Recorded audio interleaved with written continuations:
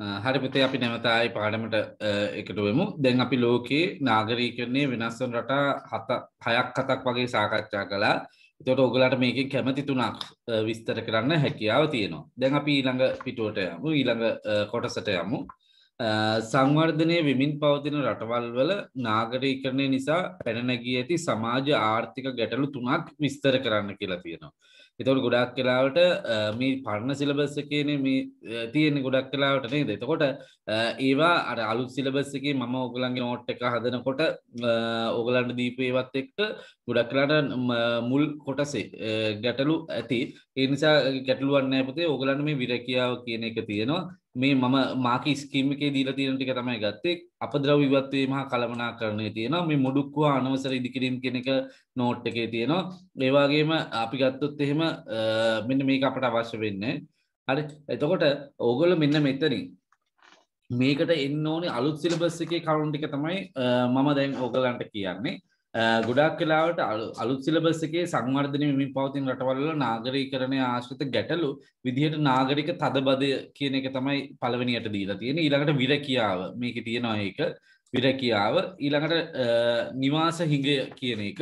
ඒක තමයි මේ නිවාසික පහසුකම් ප්‍රමාණවත් නොවීම කියලා අපි හඳුනගන්නේ. නිවාස හිඟය කියන එක තමයි නිවාසික පහසුකම් ප්‍රමාණවත් නොවීම කියලා හඳුනගන්නේ. ඊළඟට පාරිසරික ගැටලු. එතකොට අපි මෙතන පානීය ජල පහසුකම් විතරක් කරන් තියෙනවා. මේක ඔක්කොම අපි පොදුවේ පාරිසරික ගැටලු කියන එකෙන් අපි මෙතන හඳුනගමු. ඊළඟට සමාජ විසංගමනය කියන එක. එතකොට මේකේ සමාජ විසංගමනය කියන වචනේ නෑ අලුත් පරණ සිලබස් එකේ. මම ඒක වෙනම පැහැදිලි කරන්න. ඊළඟට ඝනාපද්‍රව්‍ය බැහැර කිරීම ඒක තියෙනවා. ඊළඟට අපි ගත්තොත් එහෙම පාරිසරික දූෂණයේ හේතුවෙන් නැතිවෙන බෝවන හා බෝ නොවන රෝග සම්බන්ධව තියෙන එක. බෝවන හා බෝ නොවන රෝග සම්බන්ධව තියෙන අවස්ථාව. ඒ වගේ මේ සමාජ විසංගමනය කිරීමේදී ගොඩක් වෙලාවට මේ පැල්පත් මුඩුක්කු කියන කොටස තමයි ඒකෙදි කියවෙන්නේ. සමාජ විසංගමනය කියන කාරණාවේදී මේ පැල්පත් මුඩුක්කු කියන කොටස කියවෙනවා අපට.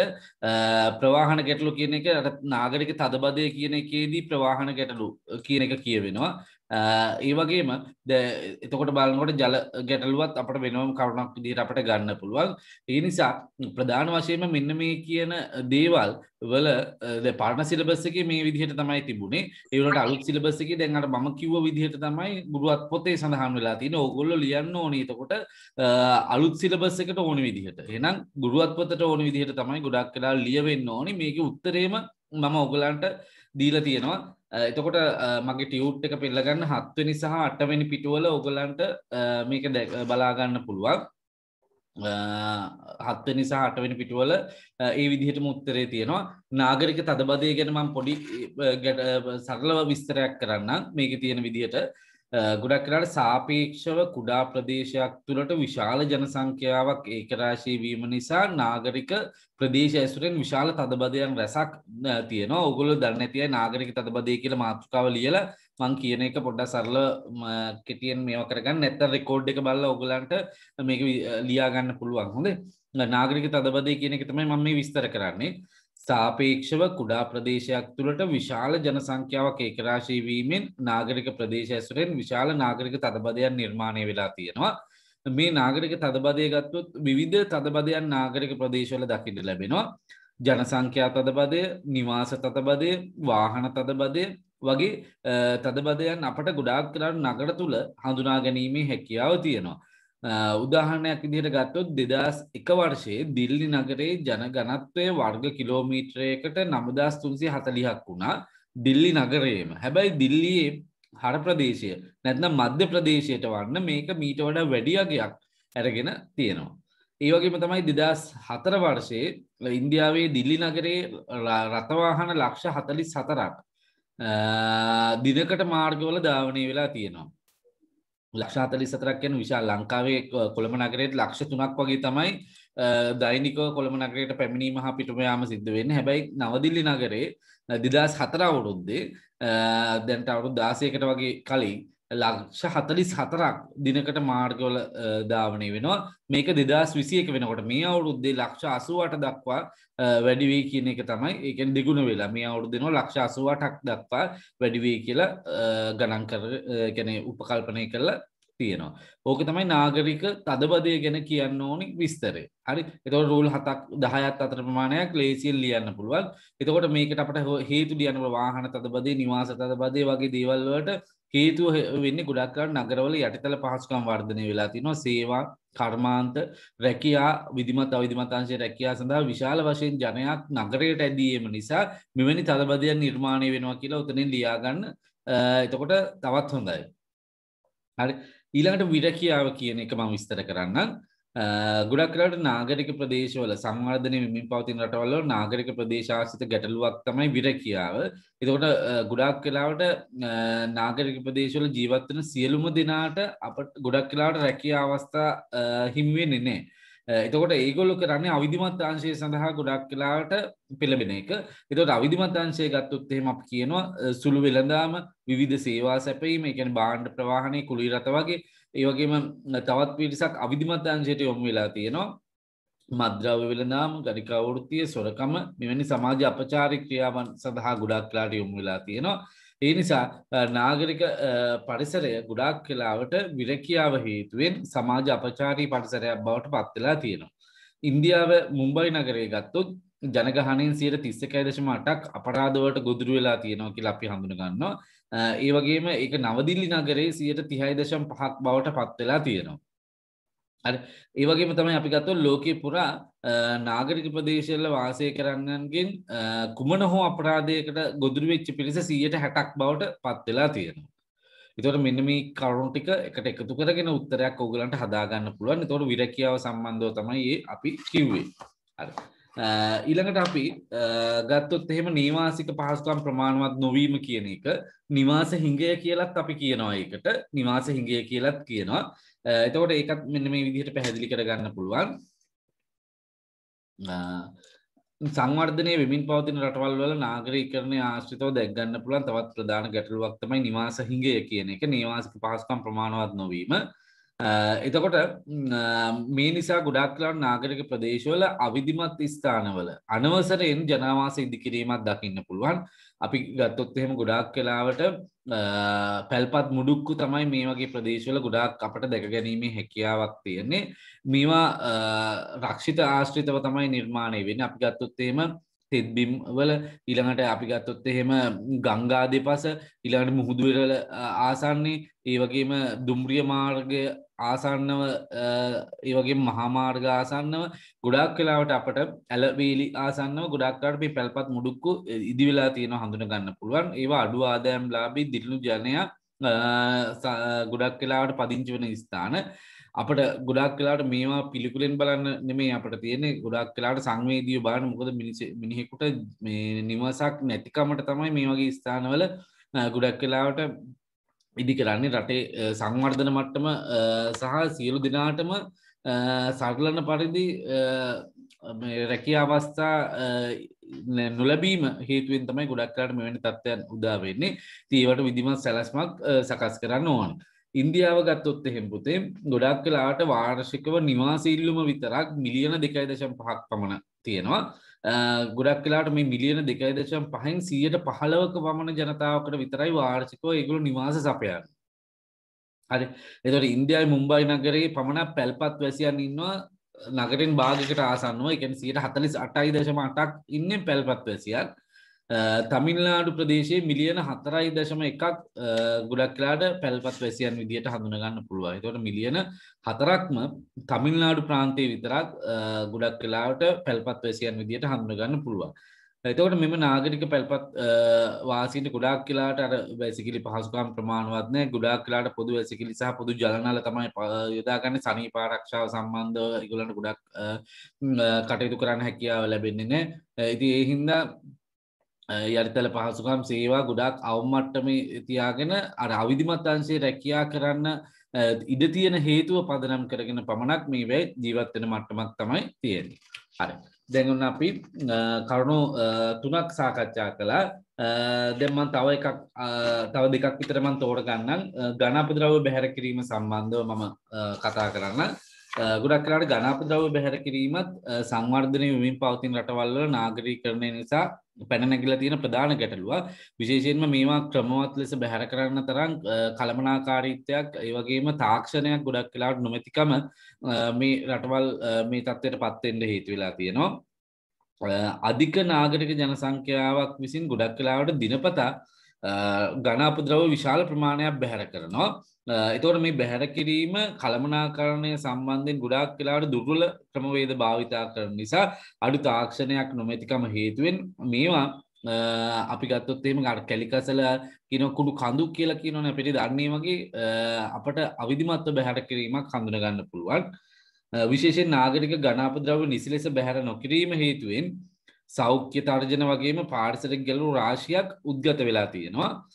එවැනි රටක් විදිහට බංග්ලාදේශය හඳුන්වන්න පුළුවන්. මේ බංග්ලාදේශයේ රාජ්ශාහී කියන නගරේ 62.5%ක්ම කැලිකසල ගංගා ඇල මාර්ග වලට තමයි බැහැර කරන්නේ. ඒ වගේම බංග්ලාදේශයේ තවත් නගරයක් තියෙනවා කුල්නා කියන නගරය. මේ කුල්නා කියන නගරේ 72.5% බැහැර කරන්නේ ගංගා ඇල මාර්ග දෙපසට. ඒ වගේම පිලිපීනයේ මැනීලා කියන නගරේ කැලිකසල් වලින් 50% ගොඩක් වෙලාට ඉවත් කරන්නේ නැහැ. ඒවා එහෙම්මම නගරේ වීදි තුල අපට දැක ගන්න හැකියාව ලැබෙනවා. 50%ක්ම මැනීලා නගරේ ඉවත් කරන්නේ නැහැ. කම්පාලා නගරේ 80%ක් ඉවත් කරන්නේ නැහැ. මේ වගේ ගොඩක් වෙලාවට සංවර්ධනය වෙමින් පවතින රටවල් වල මේ නාගරීකරණය නිසා විශාල ගැටලු ඝන අපද්‍රව්‍ය බැහැර කිරීම සම්බන්ධ ගැටලු ඇති වෙලා තියෙනවා. ඉතින් ලෝකයෙන් මම කලින් කිව්වා කැලිකසල මිලියන ටොන් මිලියන 5.2ක් පමණ මේ ඝන අපද්‍රව්‍ය දෛනිකව එකතු වෙනවා කියලා.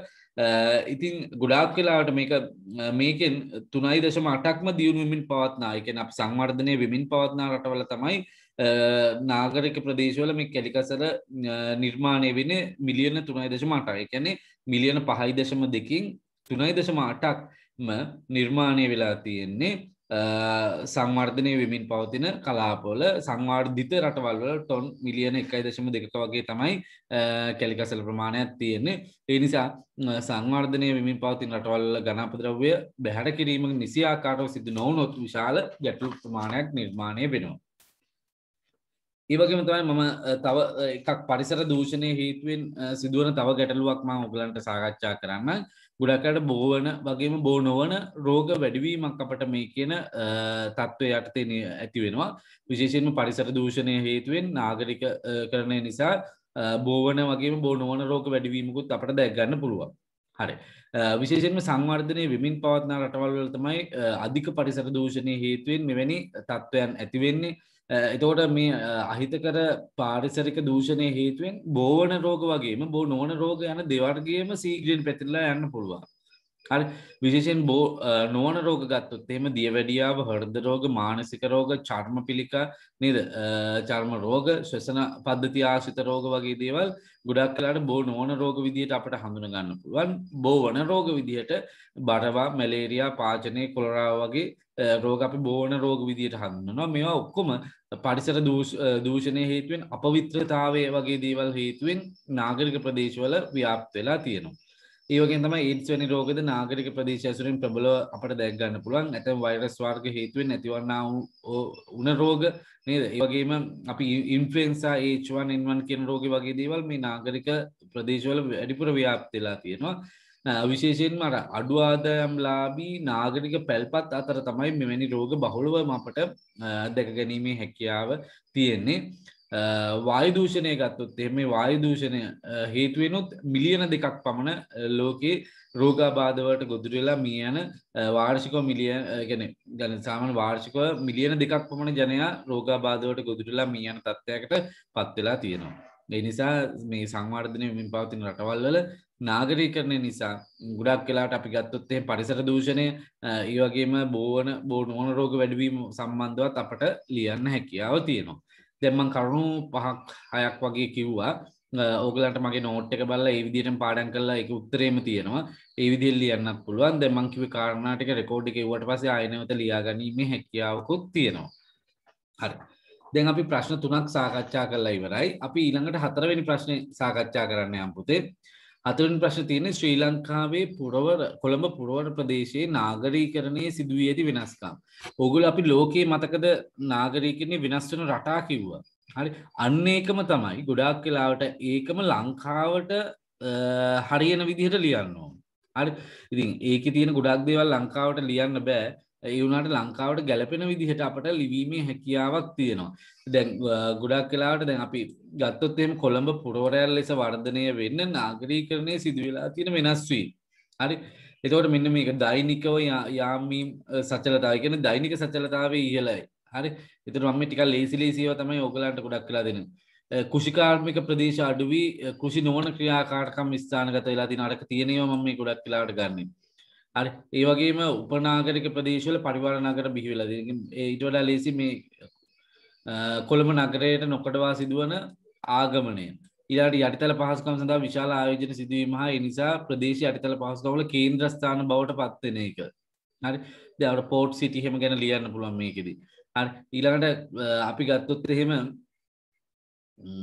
අපද්‍රව්‍ය ඉවත්වීම හා කළමනාකරණය හා ප්‍රතිචක්‍රීකරණය කෙරෙහි අවධානය යොමු වෙලා තියෙන වර්තමානයේදී. කොළඹ මෙතන කොළඹ නව වරාය නගර ඉදිකිරීම සම්බන්ධව ගොඩනැගිලි සිරස් ව්‍යාප්තිය නේද? එතකොට මෙන්න මේවා සම්බන්ධව ලිවීමේ හැකියාව තියෙනවා. මේ වෙනස් වෙලා තියෙන ආකාර තමයි මේකෙනුත් අපේක්ෂා කරන්නේ. ඒ නිසා මේ ප්‍රශ්නේ ඔයගලන්ට නාගරීකරණයේ ලොකු වපසරියක් මේ නැත්නම් සිලබස් එකේ ලොකු කොටසක් මේ කියන කොටස් වලින් අද දවසේ සාකච්ඡා වෙනවා. ඒ නිසා මේකත් හොඳට අහගන්න. මම පළවෙනි එක පොඩ්ඩක් පැහැදිලි කරන්නම්. කොළඹ පුරවරයට නොකඩවා සිදුවන ආගමනය කියන එක ශ්‍රී ලංකාවේ කොළඹ පුරවර ප්‍රදේශයේ නාගරීකරණයේ සිදුවලා තියෙන ප්‍රධාන වෙනස්කමක් තමයි කොළඹ පුරවරයට නොකඩවා සිදුවන ආගමනය. ආගමනය කියලා කියන්නේ පැමිණීම. ඒතකොට කොළඹ නගරය ගත්තොත් එහෙම කොළඹ පුරවරයන් ලෙස වර්ධනය වෙලා තියෙනවා. විශේෂයෙන්ම කර්මාන්තාංශය වගේම සේවාංශයේ විශාල වශයෙන් රැකිය අවස්ථා සහ වෙළඳාම සම්බන්ධවත් වැඩි අවධානයක් මේ කොළඹ පුරවරයේ අපිට දැක් ගන්න පුළුවන්. විශේෂයෙන්ම අපි ගත්තොත් එහෙම සේවාංශය ගත්තොත් එහෙම අධ්‍යාපන පරිපාලන සෞඛ්‍ය වගේ ඊළඟට වාණිජ්‍ය වගේ සේවා කටයුතු සඳහා දෛනිකව විශාල පිරිසක් ගොඩක් වෙලාට ආගමනය වීමක් සිද්ධ වෙනවා. ඒ වගේම තමයි අපි ගත්තොත් එහෙම කර්මාන්ත ගත්තොත් එහෙම ලංකාවේ කොළඹ නගරයේ විශාල කර්මාන්ත ප්‍රමාණයක් දකින්න පුළුවන්. ඒකට හේතුව ශ්‍රී ලංකාවේ ගොඩක් වෙලාවට කොළඹ නගරය තුළ දකින්න පුළුවන් කර්මාන්ත ගත්තොත් එහෙම පෙට්‍රෝ රසායන කර්මාන්ත. ඒ කියන්නේ අපි ගත්තොත් එහෙම ප්ලාස්ටික් වගේ කර්මාන්ත නේද? රබර් ප්ලාස්ටික් මේවා වගේ කර්මාන්ත.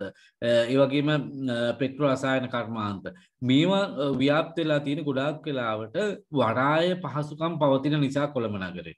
එතකොට ගොඩාක් වෙලාවට කොළඹ නගරයට ගෙනෙන අර අපි ගත්තොත් එහෙම බොරතෙල් පිරිපහදු කරලා ගොඩක් වෙලාවට ඒකෙන් ඉතුරු වන අතුරු පළවලින් මේ අපි ගත්තොත් එහෙම ප්ලාස්ටික් නේද? ඒ වගේ දේවල් තියෙනවා.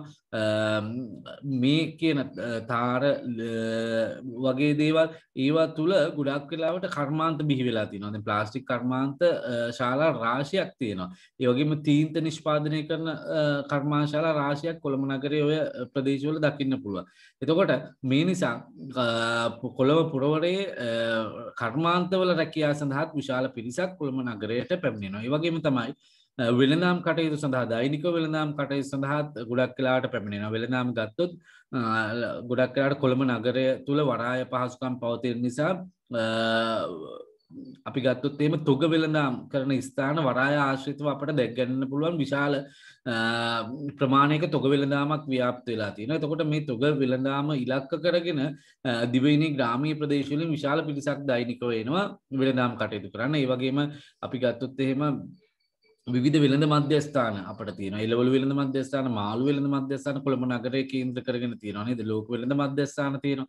ඒතකොට මේවා එක ගනුදෙනු කරන්න විශාල පිරිසක් එනවා. ඒ නිසා කොළඹ පුරවරයට නොකඩවා සිදුවන ආගමනය මේකෙදි වැදගත් වෙනවා. එතකොට ඕගොල්ලෝ අර මං කිව්ව විදිහට මේක විස්තර කරන්න. එතකොට කොළඹ පුරවරයේ වෙනස් වෙන රටාවක් කියලා ලියන්න පුළුවන්. මේක මම ආයි නැවත පොඩ්ඩක් කියන්නම් අර කරුණු පැහැදිලි කළේ නැති නිසා මේ විදිහට ගොඩනගා ගන්න. ශ්‍රී ලංකාවේ කොළඹ පුරවර ප්‍රදේශයේ නාගරීකරණයේ සිදුවී ඇති ප්‍රධාන වෙනස්කමක් ලෙස කොළඹ පුරවරයට නොකඩවා සිදුවන ආගමනය දක්වන්න පුළුවන්. විශේෂයෙන්ම ආගමනය කියන්නේ කොළඹ නගරයට පැමිණීම කියන එක. එතකොට කොළඹ නගරයේ විවිධ සේවා අවස්ථා, යටිතල පහසුකම්, ඊට පස්සේ රැකියා අවස්ථා, ඊළඟට කර්මාන්ත වෙළඳාම සම්බන්ධව විශාල දියුණුවක් ඇති වෙලා තිනවා. ඒ නිසා ඒවේ අවස්ථා ඒ කියන්නේ ඒවේ ප්‍රයෝජන ලබා ගන්න විශාල පිරිසක් කොළඹ නගරයට දෛනිකව පැමිණෙනවා. ඒ වගේම තමයි ගොඩක් වෙලාවට අපි සේවා ගත්තොත් එහෙම අධ්‍යාපන පරිපාලන ඊළඟට සෞඛ්‍ය වගේ වාණිජ වගේ බැංකු වගේ ශේෂ්ත්‍රවල රැකියා සඳහා විශාල පිරිසක් දෛනිකව ගමන් කරනවා. මේ සඳහා හොඳ යටිතල පහසුකම් නිර්මාණය වෙලා තියෙනවා. මාර්ග අධිවේගී මාර්ග වගේ දේවල් නිර්මාණය වෙලා තියෙනවා. පහසුවෙන් ගමන් බිමන් කරන්න හැකියාව ලැබිලා තියෙනවා. ඒ වගේම තමයි කර්මාන්ත ගත්තොත් එහෙම වරායේ පහසුකම් තියෙන නිසා විශාල කර්මාන්ත ප්‍රමාණයක් කොළඹ නගරයේ බිහි වෙලා තියෙනවා. පෙට්‍රෝ රසායන කර්මාන්ත, රබර් හා ප්ලාස්ටික් කර්මාන්ත වගේ දේවල් ඒ අතර ප්‍රධාන තැනක් ගන්නවා. කොළඹ වරායට අර බොඩ තෙල් පිරිපහදු කරලා ඒ අතුරු පළවලින් කර්මාන්ත නිර්මාණය වෙලා තියෙනවා. ඒ වගේම තමයි වෙළඳාම සම්බන්ධවත් ගොඩක් වෙලාවට අපිට දැක ගන්න පුළුවන්.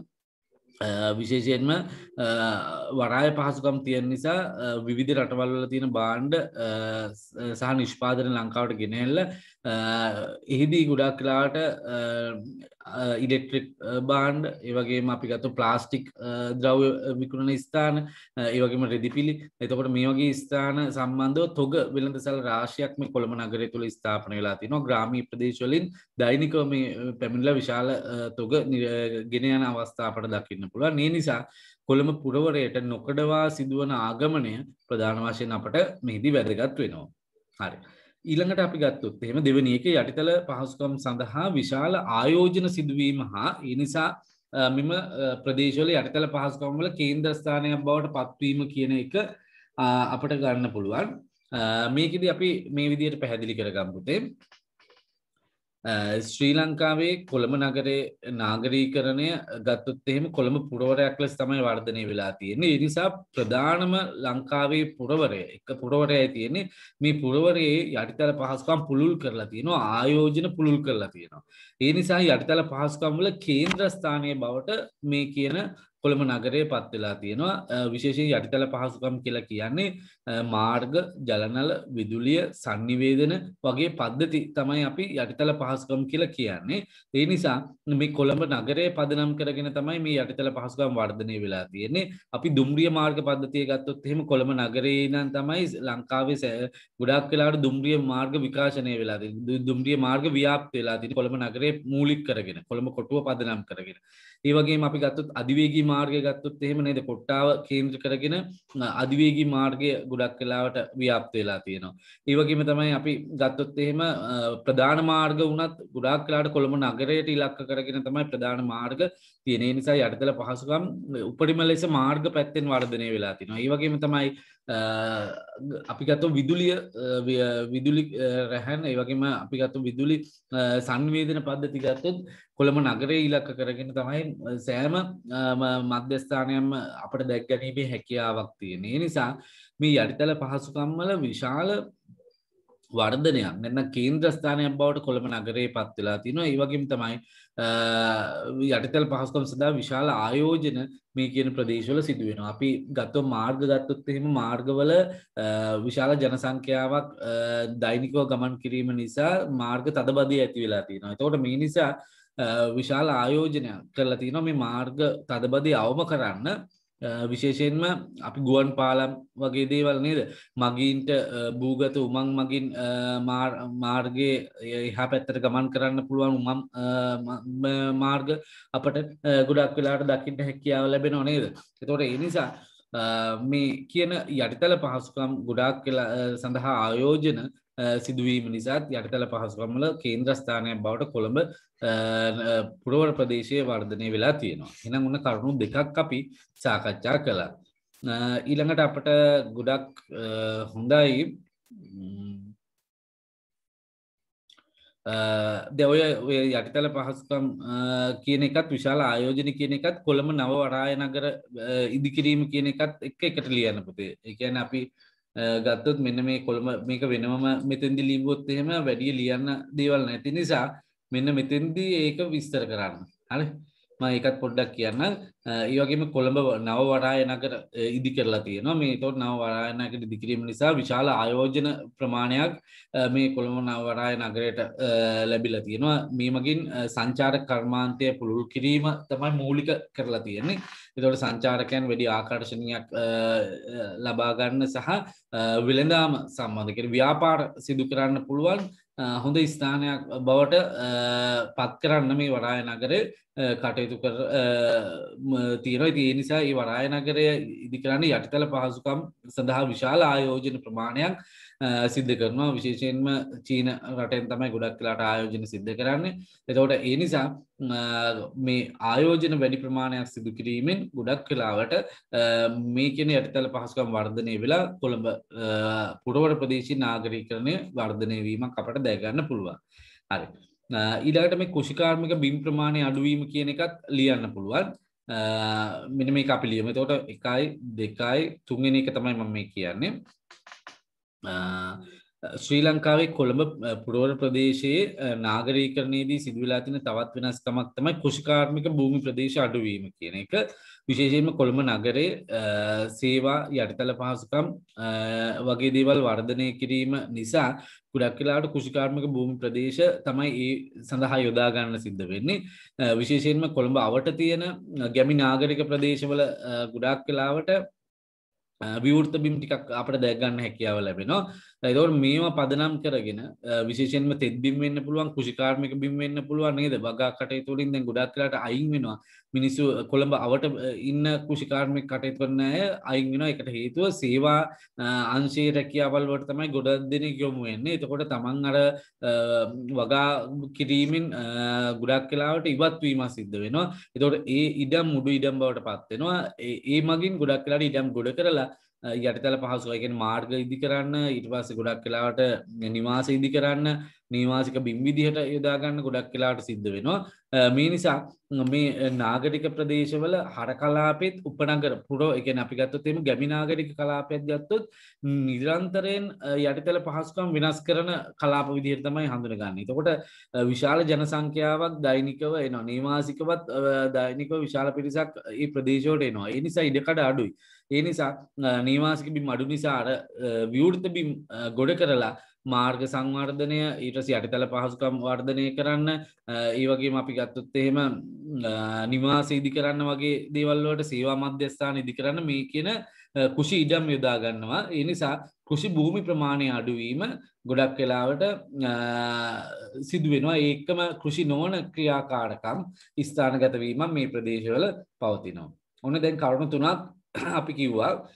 ඒ වගේම අපිට දැන් ඊළඟට ලියන්න පුළුවන් අපද්‍රව්‍ය ඉවත් කිරීම කළමනාකරණ හා ප්‍රතිචක්‍රීකරණය කෙරෙහි අවධානය යොමු වෙලා තියෙනවා කියලා කියන්න පුළුවන්. මේක නම් ගොඩාක් වෙලාට යොමුනේ අර මීතොට මුල්ල කුණු කන්ද නායකයන් පස්සේ තමයි උනාට අපිට මේක ලියන්න පුළුවන් මේ නාගරීකරණයේ සිදුවෙච්ච වෙනස්කමත් එක්ක කියන එක.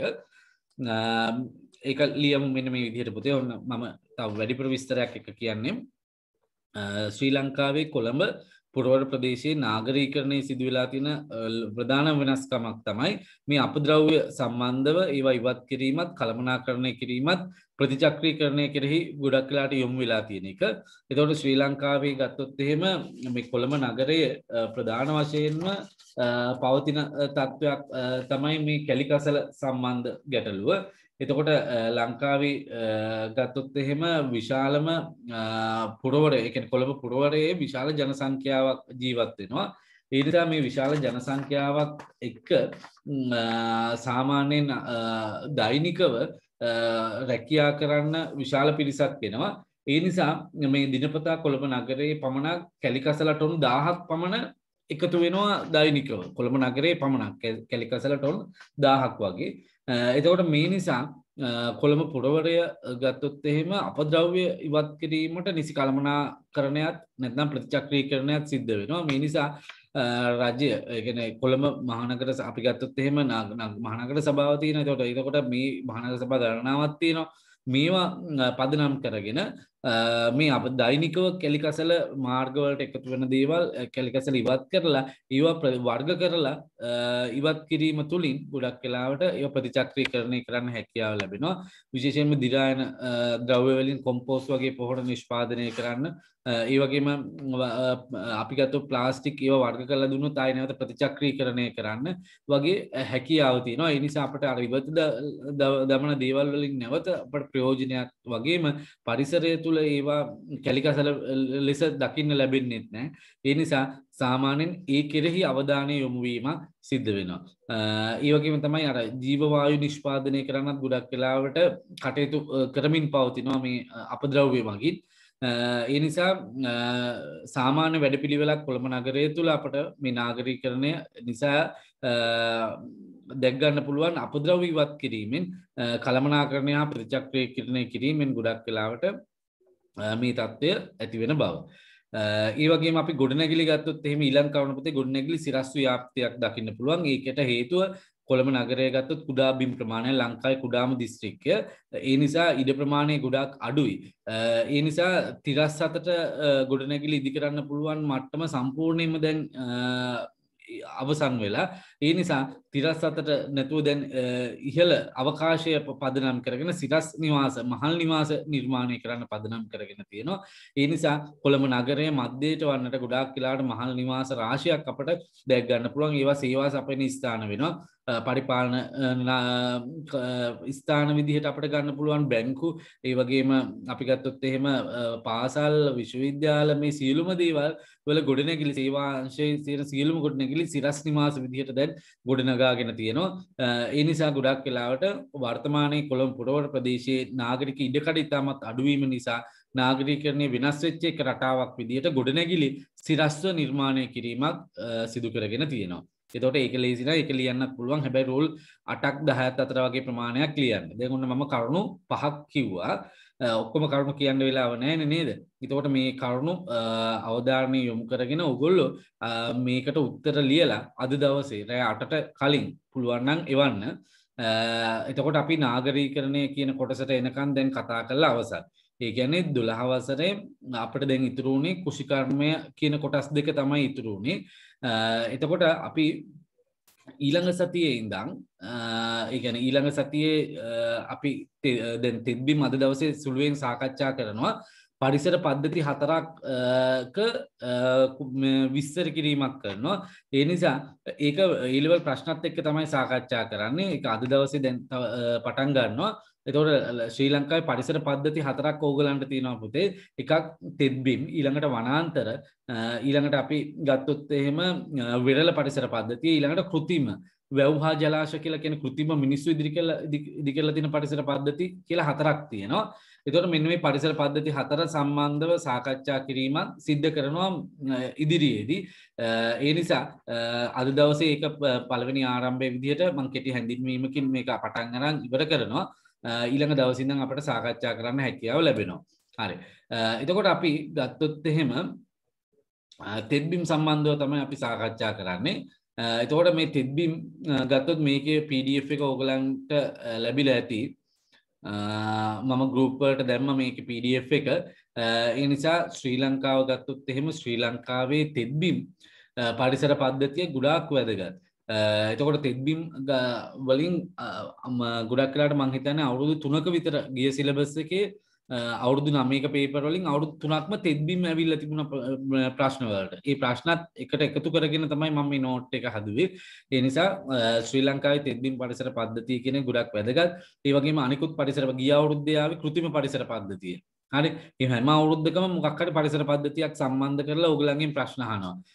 ඊට ඉස්සෙල්ලා අවුරුද්දේ වනාන්තර පරිසර පද්ධතිය ආවා. ඊට ඉස්සෙල්ලා අවුරුද්දේ තෙත්බිම්. ඔය වගේ පරිසර පද්ධති 4ම ගොඩාක් වෙලාවට එක අවුරුද්දක එකක් වගේ වැටෙන විදිහට සාකච්ඡා වෙනවා. ඒ නිසා 12 13 දෙකටම එකට එකතු කරලා තමයි මේ පරිසර පද්ධති කියන කොටස හැදෙන්නේ. මොකද අපි පළවෙනි පාඩමේම පද්ධති පාඩමේම මේ පද්ධතිය කියන වචනේ ඉගෙන ගත්තා. ඊළඟට අපි ගත්තොත් එහෙම ඒකේ පරිසර පද්ධතිය කියලා වෙනම අපි ඉගෙන ගත්තා ජෛව ගෝලය කියන කොටසේදී. ඊට පස්සේ අපි ගොඩාක් වෙලාවට වනාන්තර සම්බන්ධව බියෝම සම්බන්ධව ශ්‍රී ලංකාවේ පරිසර පද්ධති සම්බන්ධව 13 දී මේ පරිසර පද්ධති සම්බන්ධව සාකච්ඡා කරනවා. මේ ඔක්කොම එකට එකතු කරලා තමයි මේ කියන කොටස අපි සාකච්ඡා කරන්නේ. ඒ නිසා ශ්‍රී ලංකාවේ තිත්බිම් පරිසර පද්ධතිය තමයි මම මූලිකවම සාකච්ඡා කරන්න බලාපොරොත්තු වෙන්නේ. එතකොට තිත්බිමක් කියලා කියනකොට ඔයගලන්ට ওই රූප සටහනින් පේනවා ජලය පිරලා තියෙන ස්ථානයක් නේද? මේ තිත්බිම් නිර්වචනය ඔයගලන්ට කලින් කළා මම 13 අයට කළා. ඒ නිසා මම තිත්බිම් නිර්වචනය මෙතෙන්දි පැහැදිලි කරන්නේ නැහැ. මේකට මම ගොඩාක් වෙලාවට තිත්බිම් වල ප්‍රයෝජන තිත්බිම් ඊට පස්සේ ආශ්‍රිත පවතින ගැටලු ඒ ගැටලු නිසා ඇතිවන අහිතකර බලපෑම් සහ තිත්බිම් සංරක්ෂණය කරන්න ඕනේ කොහොමද කියලා කරුණු 4ක් ප්‍රශ්න 4ක් තමයි සාකච්ඡා කරන්නේ. හරි. එතකොට මේ ප්‍රශ්න 4 මම ආයි කියන්නම්. තිත්බිම් වල ප්‍රයෝජන, තිත්බිම් ආශ්‍රිතව ඇතිවන ගැටලු, තිත්බිම් වල මේ ගැටලු නිසා ඇතිවන අහිතකර ප්‍රතිඵල, ඊට පස්සේ තිත්බිම් ආශ්‍රිත සංරක්ෂණය සඳහා ගන්න පුළුවන් ක්‍රියාමාර්ග මොනවද කියලා කරුණු ප්‍රශ්න 4 ඒක වනාන්තරවලත් කතා කරනවා. ඊළඟට අපි සාකච්ඡා කරනවා වනාන්තර ඊළඟට විරල පරිසර පද්ධති වල අපි ගොඩක් වෙලාවට සාකච්ඡා කරනවා. හරි. ඊළඟට අපි ගත්තොත් එහෙම ඊළඟ කොටසට අපි යමු. ශ්‍රී ලංකාවේ තිත්බිම් වැදගත් වීමට බලපාන හේතු 4ක් පැහැදිලි කරන්න කියලා තමයි තියෙන්නේ. එතකොට ඔයගලන්ට වැදගත් වෙනවා කියන එක ප්‍රයෝජන කියලාත් මතක තියාගන්න. තිත්බිම් වැදගත් වීමට බලපාන කියන එක තමයි ප්‍රයෝජන කියලා කියන්නේ. ඒ නිසා මේ දෙකම එකම උත්තරේ තමයි එන්නේ. ඒකේ පළවෙනි එක තමයි තිත්බිම් වැදගත් වෙන්න සහ ප්‍රයෝජනවත් වෙන්න ජෛව විවිධත්වයක් පවත්වා ගැනීම. ඊළඟට ගම් වතුර පාලනය. ඊළඟට මත්ස්‍ය අභිජනන ස්ථාන ලෙස. ඊළඟට සංචාරක කර්මාන්ත ලෙස. ගොඩක් වෙලාවට පුතේ ඔය ඊතල එහෙම ගහන්න යන්න එපා. ඉතින් ඕකෙන් ගොඩාක් දේවල් අපේක්ෂා වෙනවා. නමත් වැටෙනවා ඔයා ඊතලේ ගහනකොට මගේ ස්ක්‍රීන් එකේ. අලුතෙන්ම zoom එක ප්‍රයෝජනෙට ගන්න අය තමයි ඔය වගේ වැඩ කරන්නේ. ඒ කියන්නේ මෙච්චර කල් zoom භාවිතා කරලා නැතුව zoom එක ගැන දන්නේ නැතුව ඉස්සෙල්ලාම පන්තිට ආපු දවසේ මොනවද කරන්නේ කියන එක දන්නේ නැති කමට ගොඩාක් වෙලාවට අත්දැක බලන්න ඔය වගේ දේවල් කරනවා. ඉතින් ඒ නිසා පාඩමට බාධාවක්. ඉතින් ඒ නිසා ඒ தත්ත්වය පාවිච්චි කරන්න එපා. මම නම ප්‍රකාශ කරන්න අවශ්‍ය නැහැනේ. ඒ නිසා මේ දේවල් කරන්න යන්න එපා. ඉතින් මේ අද දවසේ ඉඳන්වත් හරියට මේ zoom එක කරන්නේ කොහොමද කියලා පොඩ්ඩක් කල්පනා කරලා වැඩ කරන්න. ඊළඟට ශ්‍රී ලංකාවේ තිත්බිම් වැදගත් වීමට බලපාන හේතු 4ක් පැහැදිලි කරන්න කියලා තමයි තියෙන්නේ. ඒකේ පළවෙනි එක තව විනාඩියක් වගේ කාලයක් තියෙනවා. ආයෙ ඇඩ් වෙන්න පුතේ වීඩියෝ එකක් තියෙනවා මේ තිත්බිම් සම්බන්ධව. එතකොට ඒ නිසා ඒකත් අපි බලලා මේ කියන කොටස් 4 පැහැදිලි කරගමු. පළවෙනි එක තමයි ජෛව විවිධත්වය පවත්වා ගැනීම කියන එක. ඒකේ මම උත්තරේමයි දීලා තියෙන්නේ. ඕගලන්ට කටපාඩම් කරන්න පුළුවන්. හරි.